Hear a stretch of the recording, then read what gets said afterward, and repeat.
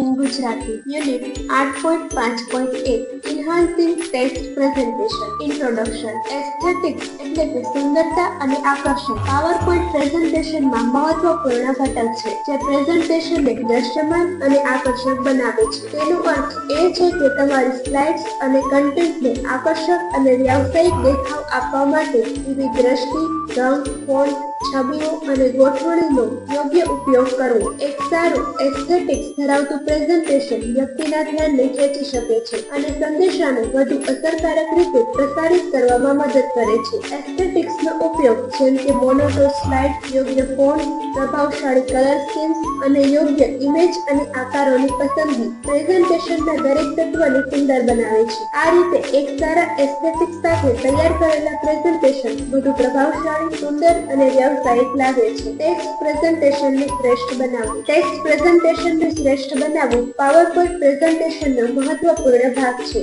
યોગ્ય રીતે પ્રસ્તુત કરેલ ટેક્સ્ટ તમારા સંદેશાને સ્પષ્ટ અને આકર્ષક બનાવે છે. આ માટે પાવરપોઈન્ટમાં વિવિધ સાધનો અને ટેકનિકનો ઉપયોગ કરીને તમે તમારા ટેક્સ્ટને વધુ કાર્યક્ષમ અને દ્રશ્યમાન બનાવી શકો છો. અહીં કેટલીક પદ્ધતિઓ છે જે ટેક્સ્ટ પ્રેઝન્ટેશનને શ્રેષ્ઠ બનાવવામાં મદદ કરે છે.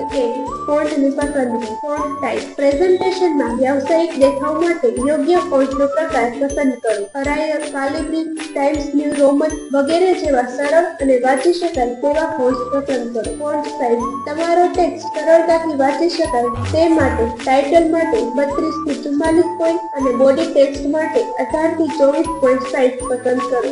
Text colour. કલર્સની પસંદગી. ટેક્સ્ટ અને બેકગ્રાઉન્ડ વચ્ચે કોન્ટ્રાસ્ટ રાખો, જેમ કે અંધકાર વિસ્તારમાં સફેદ અથવા લાઇટ કલર અને હલકા બેકગ્રાઉન્ડ પર ડાર્ક ટેક્સ્ટ. ચમકદાર રંગો. સામાન્ય રીતે લાલ અને પીળા જેવા વધુ ચમકદાર રંગો ટાળો, કારણ કે તે વાંચવામાં મુશ્કેલ થઈ શકે છે. 3. બુલેટ પોઈન્ટ્સ અને લિસ્ટ. Bullet points. માહિતી સરળ અને સંક્ષિપ્ત રીતે પ્રસ્તુત કરવા માટે બુલેટ પોઈન્ટ્સનો ઉપયોગ કરો. આ રીતે દર્શક સરળતાથી મુખ્ય મુદ્દાઓને સમજી શકે છે. સામૂહિક સૂચિઓ. માહિતી ઓર્ગેનાઇઝ્ડ અને સ્પષ્ટ રીતે રજૂ કરવા માટે સંખ્યા અથવા બુલેટ પોઈન્ટ્સ સાથે લિસ્ટ બનાવો. 4.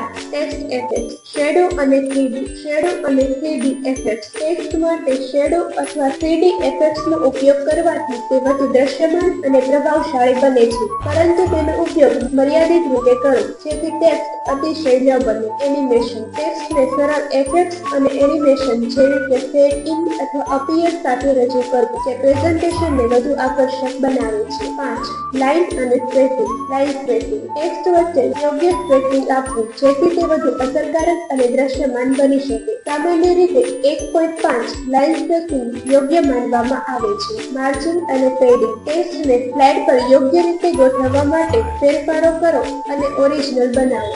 6. ટેક્સ્ટ માટે કસ્ટમ ફીચર્સ અને ટ્રાન્ઝિશન. Animated effects. ટેક્સ્ટના આકર્ષક પ્રસ્તુતિ માટે પાવરપોઈન્ટમાં એનિમેશન સ્ટેપ હેઠળ એનિમેટેડ ઇફેક્ટ્સ લાગુ કરો. આ સાથે તમે દરેક ટેક્સ્ટ બોક્સ અથવા બુલેટ પોઈન્ટને સિરીઝ મુજબ બતાવી શકો છો. ટ્રાન્ઝિશન. દરેક સ્લાઇડ વચ્ચે ઋતુ ટ્રાન્ઝિશન્સ ઉમેરવાથી તમારા પ્રેઝન્ટેશનનો પ્રવાહ બિનજરૂરી વિલંબ વિના વધુ સશક્ત થાય છે. 7. Text highlighting. મહત્વપૂર્ણ મુદ્દાઓ હાઇલાઇટ કરો.